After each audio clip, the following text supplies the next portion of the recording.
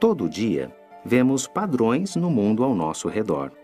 Eles são evidência do projeto meticuloso e do grande trabalho envolvidos em sua produção. Mas o que dizer dos padrões que não são criados pelo homem, mas que existem na natureza? O que eles revelam?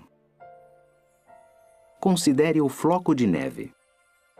Esses minúsculos cristais se formam quando o vapor de água numa nuvem se condensa e se transforma em gelo. À medida que os cristais crescem, surgem padrões belos e delicados.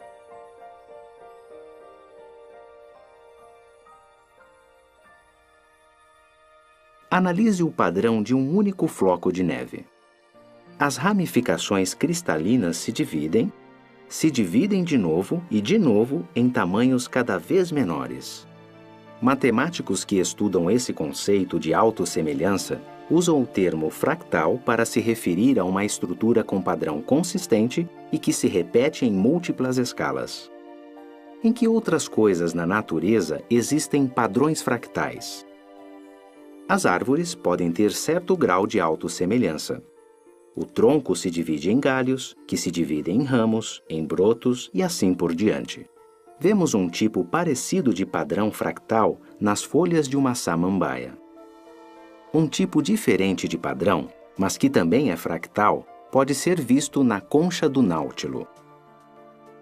À medida que vai crescendo, o náutilo constrói câmaras novas e maiores e celas mais antigas e menores de que não precisa mais. O resultado é uma espiral de natureza fractal, que mantém um formato semelhante à medida que aumenta de tamanho.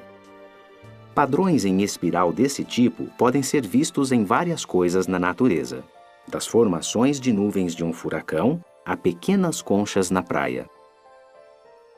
Da disposição das estrelas numa galáxia às sementes de um girassol. De onde vêm esses padrões em espiral? No caso do girassol, tem a ver com o ângulo específico em que novas estruturas se formam na planta. Esse ângulo, de aproximadamente 137,5 graus, às vezes é chamado de ângulo de ouro. Isso resulta em um padrão ideal de crescimento compacto que não desperdiça espaço e cria distintos padrões de espiral. Se o girassol não crescesse no ângulo de ouro, mas sim em outro ângulo, 140 graus, por exemplo, nós veríamos braços radiais em vez de espirais, e a disposição das sementes não seria tão eficiente. Analisando um pouco mais, percebemos uma fascinante relação matemática entre esse ângulo de ouro e uma série de números chamada sequência de Fibonacci. Nessa progressão, cada número é determinado pela soma dos dois anteriores. O interessante é que números dessa sequência muitas vezes são encontrados em plantas. Este girassol tem 34 espirais numa direção e 55 na outra. Esses dois números fazem parte da sequência de Fibonacci. Em geral, um abacaxi tem 8 ou 13 espirais. As flores com padrão de crescimento em espiral muitas vezes têm um número de pétalas da sequência de Fibonacci. Por que esses números são significativos?